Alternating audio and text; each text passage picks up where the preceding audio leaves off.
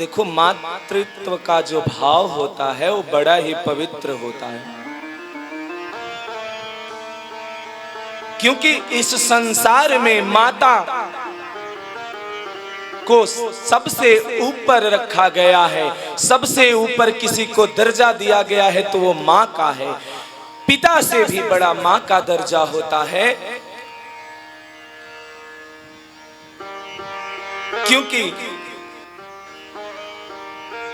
पिता तब बनता है जब बालक का जन्म हो जाता है, और मैया तो उसी दिन से बन जाती है जिस दिन से उसने अपने गर्भ में उस रक्त को सींचना शुरू कर देती है। उसी दिन से वो मैया बन जाती है और माँ का अपना कर्तव्य निभाना शुरू कर देती है।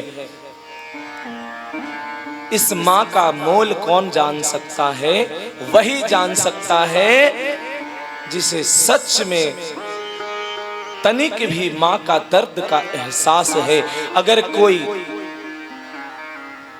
1 किलो का कोई पत्थर बांध करके कोई दिन भर रह करके पेट पर देख ले, तब समझ में आ जाए कि माँ का दर्द क्या होता है। और वो मैया 9 महीने तक 2-3 किलो के पेट में रख करके सारा कार्य करते हुए और अपना जीवन निर्वाह करके 9 महीने तक कैसे ढोती है, इस पीड़ा को कौन समझ सकता है?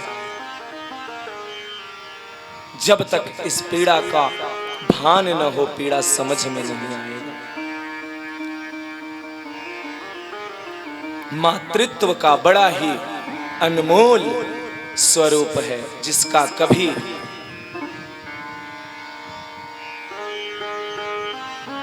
इसीलिए तो मैया के सामने कान पकड़ के लाला खड़ा है। मैया के सामने रघुनंदन भी डर जाते हैं जाने से।